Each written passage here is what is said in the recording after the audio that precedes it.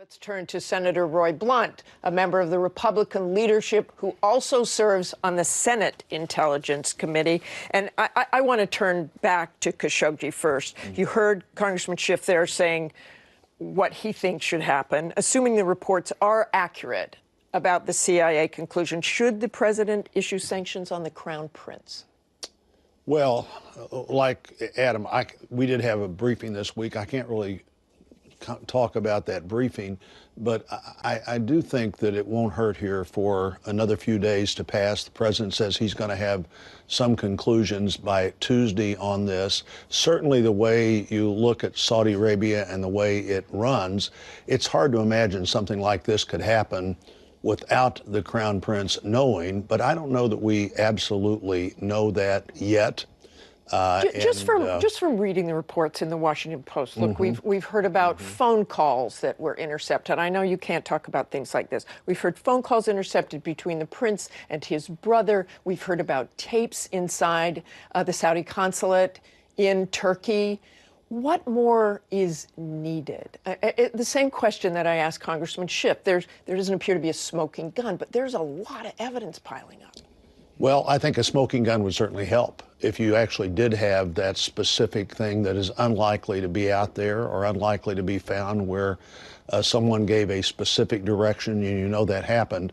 I also agree that the economy is not a reason to worry about this relationship. Balance in the Middle East is who's going to be in controlled areas. I'm certainly in favor of what we've tried to do with Russia and other countries under the Magnitsky Act of barring people from coming to the country, having economic impact.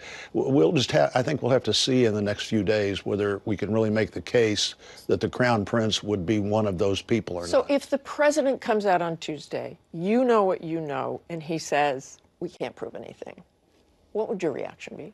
Well, I do know what I know, and let's see what the president says on Tuesday. I think the high confidence doesn't mean that you actually have what you need, if that's the term that the CIA is using. I'm not talking about what we heard this week, but talking about just what we all could read in the paper this morning.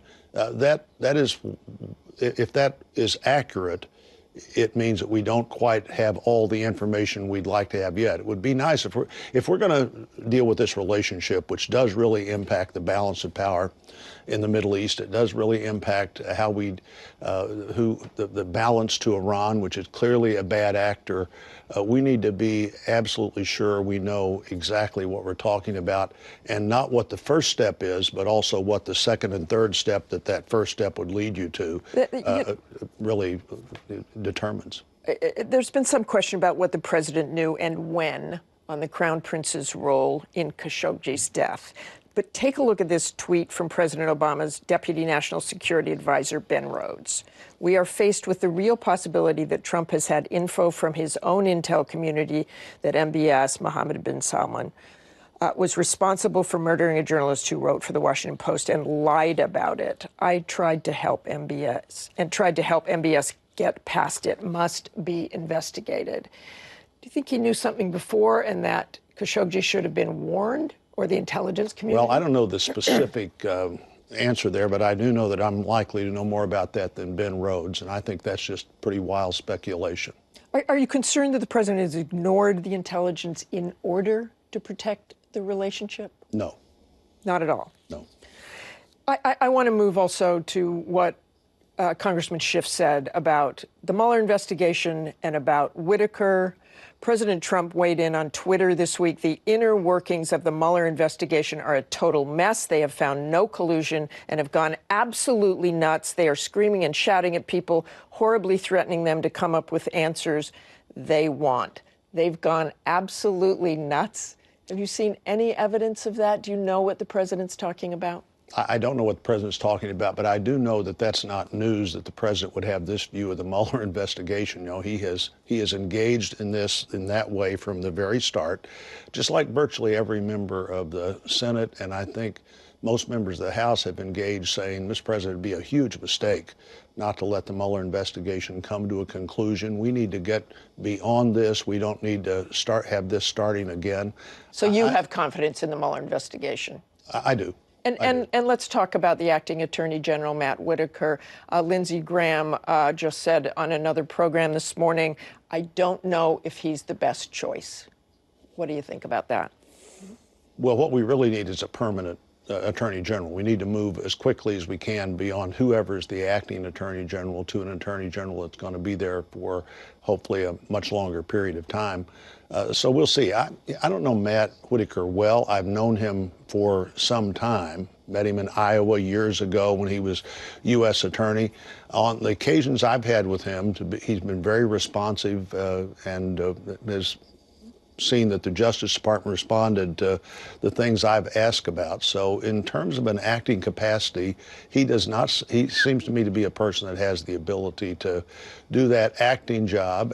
But not a permanent position, is that well, what you're saying? I would think not, but the president needs to determine who's going to be permanently at the Justice Department as soon as he can. Now, you know, and I know what that are you looking for? One of our big challenges in this generally has been that our friends on the other side in the Senate have made it so hard to get anybody confirmed to anything.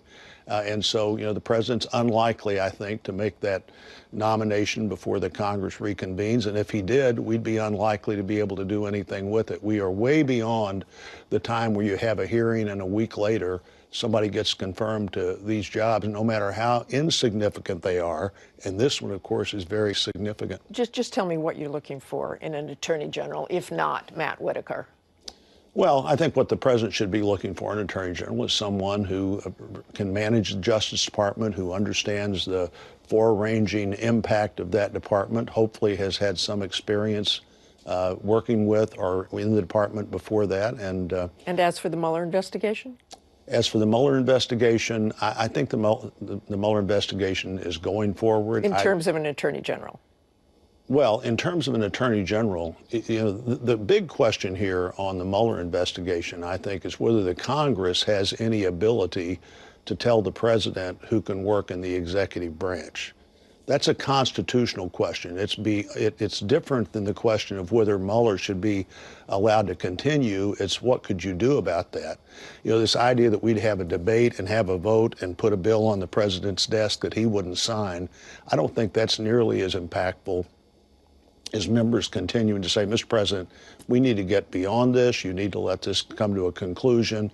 And I think I don't have any reason to believe that Matt Whitaker feels differently than that. Okay, thanks very much for joining us this morning, Senator Blunt.